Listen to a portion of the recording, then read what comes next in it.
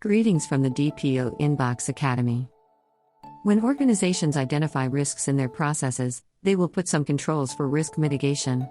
How did these controls roll up to policies in DPOinBOX? Hello everyone. A question that came up in the DPOinBOX webinar was, organization identifies risk in their processes. They put some controls to mitigate the risk. How do these controls roll up to policies in DPOinBOX?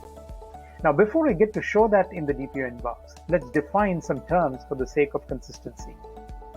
Controls are set for addressing a risk, which feeds into a standard operating procedure or SOP.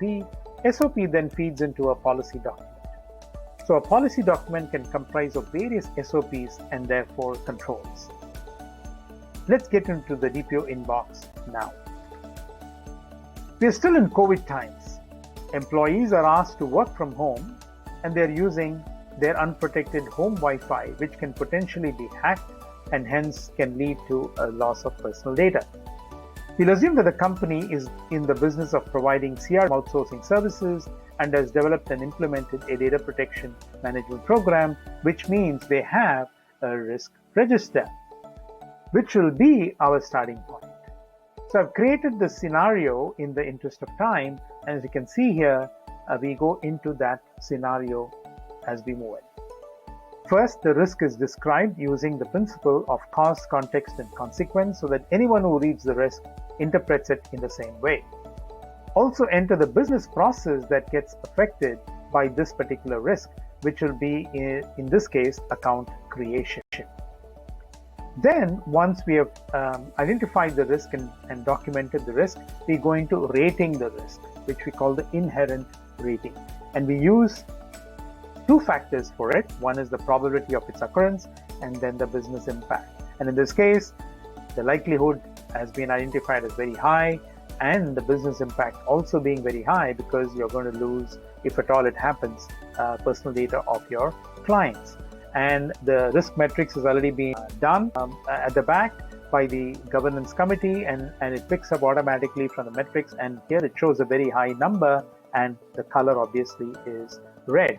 So with that, one needs to treat this particular risk. But before we go to treating the risk, let's see the risk policy matrix, which basically was the starting point of our discussion here.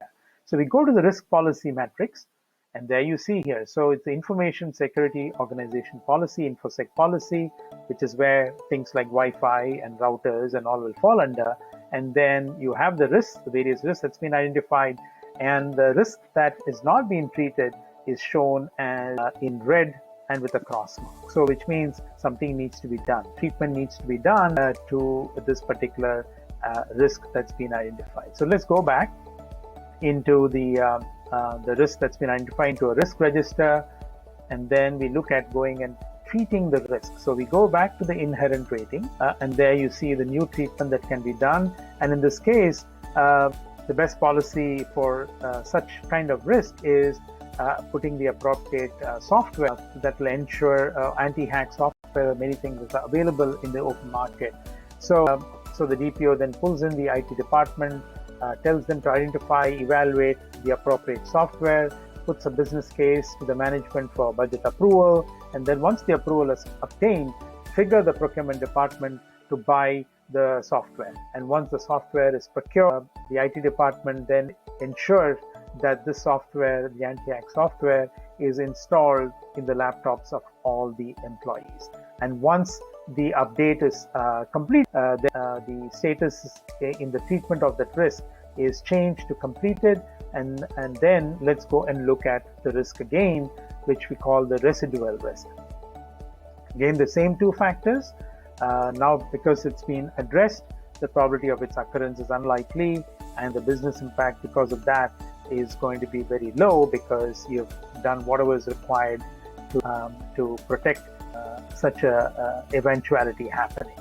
And because of that, again, the risk matrix has been set in such a way the DPOinBOX picks up the relevant the rating, and there you see the color also change to orange. So basically from a red, it's moved an orange. So let's go back and look at again the risk policy matrix here to see how things have changed in that. So it's a dashboard basically, And see here, the dashboard shows that it's a tick mark now. So which means A, the risk has been addressed, it's been addressed in a very satisfactory way. And that's how you see the tick mark here. And the color also changed from red.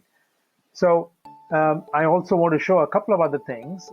Because you're in the specific jurisdiction, the DPOinBOX also gives the list of policies that the organization needs to have with respect to the jurisdiction here. It also shows the policies that the company has. One is what you need to have, the other is what you have currently. And this, as you're setting up the DPOinBOX, you also you have the list of policies, you upload the policies into the document library, and then you click on the various policies that's been uploaded. So it kind of becomes a record of whatever policies that you have in the organization. In this case, if you already have an InfoSec organization policy, at least it triggers the DPO to go and look at it and review it to see that it is current. So that's kind of the way one looks at using the DPOinBOX for ensuring the controls roll up into the for the organization. So that makes the job that much more easier for the DPOs, because the roll-up of controls to the policy document is best leveraged with the best practices embedded in the DPOinBOX assessments that is done in the earlier stage of risk assessment as you set up the DPMP. So DPOinBOX gives the benefit of productivity, automation, and collaboration, PAC in short, to the DPO, as data protection management program is a multi-stakeholder exercise. As we saw in this case, it's procurement involved, there's the IT department, and obviously the stakeholders, the employees are definitely getting involved. So if you're going to use an email or a spreadsheet or a physical paper to manage this, it becomes extremely unwieldy, especially as the organization grows bigger and bigger. So in conclusion, DPOinBOX for PAC in DPMP. Thank you. I hope this has been useful to you. For data protection at your service, keep the questions and feedback coming. Till next time.